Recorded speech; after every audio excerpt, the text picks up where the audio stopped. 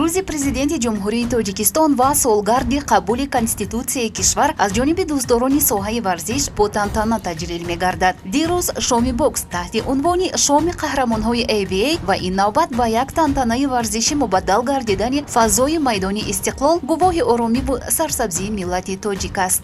чорабинии доир шуда истода фарогири зиёда аз 10,000 нафарро дар бар мегирад ва албатта баргузории чунин чорабинӣ барои рушду оммавӣ гардонидани варзиш дар кишвар албатта пеш аз ҳама бисёр як мусоидати хеле хуб мекунад ва бо боварии комил гуфта метавонам ки имрӯз сокинони мамлакат умуман дар маҷмӯъ сокинони пойтахт ҷавонону наврасон ва дигар қишрҳои ҷомеа ба рушду оммавигардонии варзиш бисёр таваҷҷӯҳи хоса зоҳир мекунанд ва иштироки фаъолонаи онҳо баръало эҳсос карда мешавад ки чун шумо шоҳид гардидед имрӯз бубинед бисёри нафароне ки дар ин ҷо ширкат меварзанд бо хоҳиш ва ҳамун завқу шавқи худ ташриф оварданд.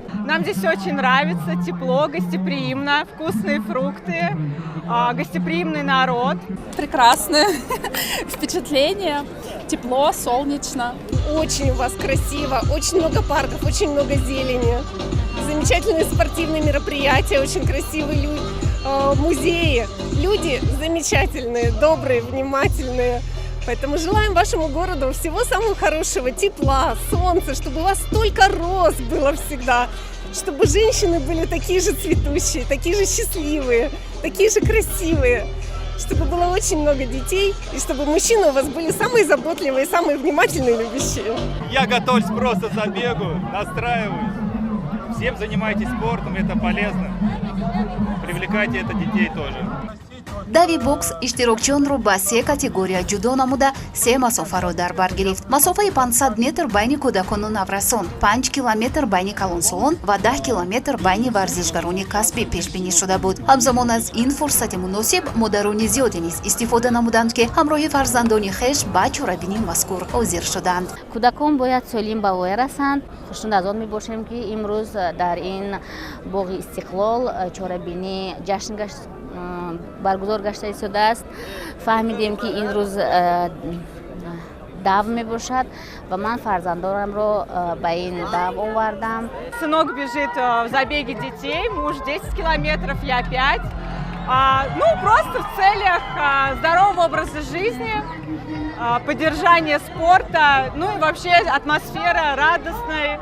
Ман Фирӯзода Беҳрӯз айни ҳол 14 сол дорам ва ман имрӯз ҳамчун иштирокчӣ ба ин мусобиқа роҳ овардам ва ман худ варзишгар ҳастам ва аз мактаби маҳорати олии варзишӣ оид ба намудҳои якҳарба. Сын решил поучаствовать, здоровый образ жизни повести. Сегодня такой день, прям прекрасно, настрой у нас хороший. Надеюсь, какие-то места мы займем все-таки. Не, роҳафтода намешавам, чунки чӣ хеле мегӯянд, ин спорт аст.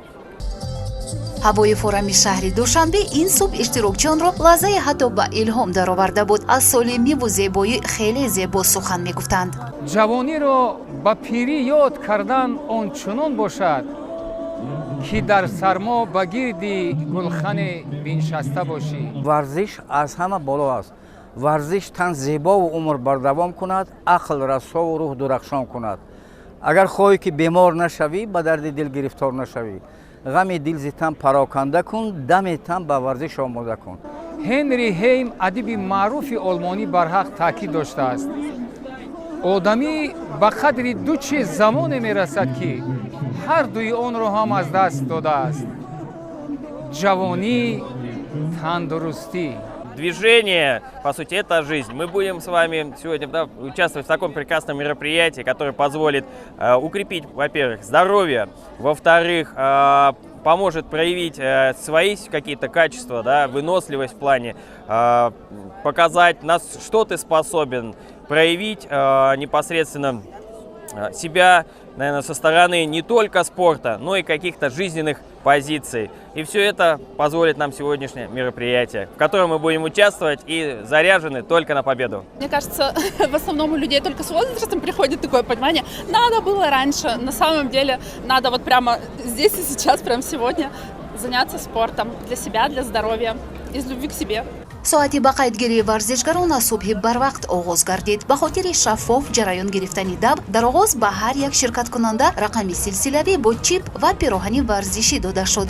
дав ва бокс ин маъракаи варзиши нафарони касбу кори гуногун хоса дӯстдорони варзишро ба ҳам оварда буд. ҷавонони хушиқболи ватан низ бо мақсади иштирок дар дави бокс дар майдони Истиқлол қарор гирифтанд.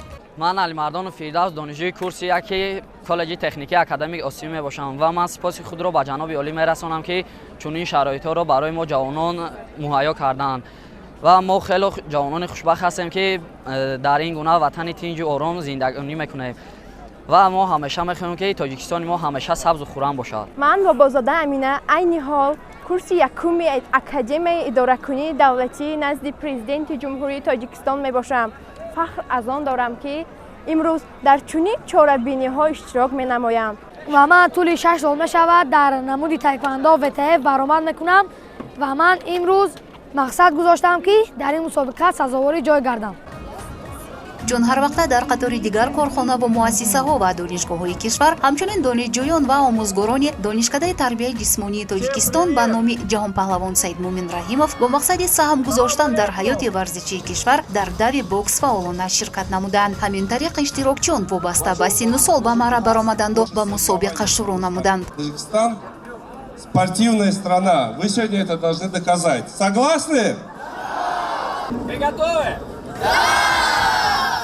مسیر راه شروع از نزد مؤسسه دولتی میدان استقلال طریق کوچه سید ناصر پیوست با خیابان حافظ شیرازی تا پل قطارگذار نزد مؤسسه دولتی نوروزگاه شهر دوشنبه را در بر گرفت. در واقع ورزش در همه دور و زمانها برای انسانیت اهمیت خاصه داشت و آن یکی از عامل‌های مهم تشکل شخصیت سالم جامعه است. ورزش قسم مهم فرهنگی عمومی بشری و قاصد صلح و امانی بوده با تحکیم سلامتی رشد همه‌جانبه قابلیت جسمانی انسان مساعدت می‌کند. کمیته کار با جوانان و ورزش نزد حکومت جمهوری تاجیکستان در یکجایگی با ساختارهای دخدار برای رشد و عمومی گردانیدن ورزش تمام سعی و کوشش تلاش‌های خود را روانه می‌سازد و با برگزاری چنین چاره‌بینی‌ها ما می‌توانیم باز با رشد منبعده عمومیت ورزش یک سهم سازگار گذاشته باشیم. همین طریق اشتراکچیان یکی پای هم مسافه‌های معین گردیده را پشت سر نموده به مرا رسیدند. Меня зовут Николай Чавкин, участник Олимпийских игр в Лондоне. С удовольствием приехал, когда узнал, что в вашей теплой и замечательной стране проходит такой забег, который стал традиционным, и он стал уже международным. Это здорово. Очень рад, что и у вас проводятся такие мероприятия. Поздравляю вас. Замечательная погода, приятные люди. ҳамзамон барои боз ҳам бо фароғат ҷараён гирифтани чорабинӣ аз ҷониби ташкилкунандагони дави бокс мусобиқаи бокс ва дигар машқҳои варзишӣ роҳандозӣ гардид ки ғолибон бо тӯҳфаҳои хотиравӣ қадрдонӣ карда шуданд. тахминан назри хуҷаева, Соҳроб Назарзода, майдони Истиқлол, ҷаҳоннамо.